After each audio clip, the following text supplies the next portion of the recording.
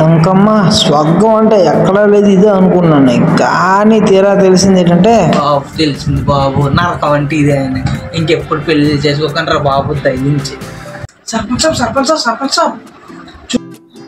ఏమరా వారే ఎట్లా వస్తారు?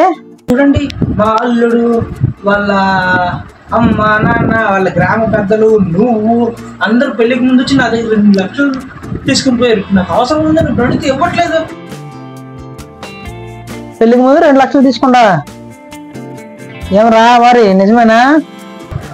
సర్పంచ్ సాబ్ ఏం సాబ్ మీరున్నా మా కంటే బుర్రలేదు. అయ్యో నా మాట అలా అని కాదు, మా పెళ్లికి ముందు 2 లక్షలు ఎక్కడ ఇచ్చాను అప్పుగా? తీసుకోవాలని అంటున్నాడు కదరా, పెళ్లికి ముందు 2 లక్షలు ఇచ్చి నాకు కట్నంకి ఇచ్చాడే 2 లక్షలు. ఆ 2 లక్షలు అడుగుతాను. కట్నం డబ్బులు అడుగుతాడా? కట్నంకి ఇచ్చిన 2 లక్షలు అడుగుతాడా? ఏటో తలతక్క మాట్లాడుతాను మా మామ అంటే మీరున్న మరెన్నో సర్పంచ్ సాబ్. నేను కేసు పెడతాను వాళ్ళ మీద, మీ మీద సర్పంచ్ సాబ్ కేసు పెడతాను అండి ఇవ్వకపోతే.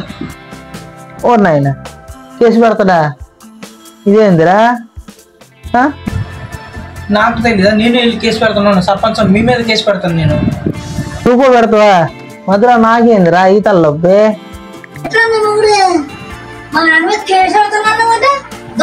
పెళ్లికి 2 లక్షలు కట్టినా అసలు నీ మొత్తానికి అందరికి పెళ్లి చేసుకోవడమే ఎక్కువ. నీకు కట్నం కావాలా? 2 లక్షలు దొబ్బు కట్నం అనుకోని ఇవ్వలేదు, గొప్ప అనుకుని ఇచ్చాడు మా నాన్న. పెళ్లికి ముందు నీకు అవసరాలు ఉంటాయని. ఏట్రా బాబు, పెళ్లి చేసుకొని కట్నం ఎత్తి ఏం చెలగెగురుతాడు, మావేం చలగెగురుతాడు. అస్సలు పెళ్లి చేసుకోకుండా ఉంటే ఎంత హాయిగున్నో. మూసుకొని కేసంతం కాదు నీకు 2 రూపాయలు దాని ఉంచేస్తాను. మరి 3 కూడా చూడమా అంతే. నేను మా నాన్న ఫేవరెట్. జాగ్రత్త.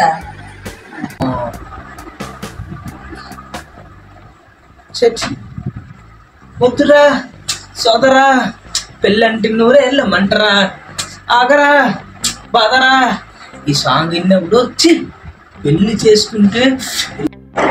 చేసుకుంటే ఎంకమ్మ స్వర్గం అంటే ఎక్కడా లేదు ఇదే అనుకున్నాను, కానీ తీరా తెలిసింది ఏంటంటే తెలిసింది బాబు నరకం అంటే ఇదే అని.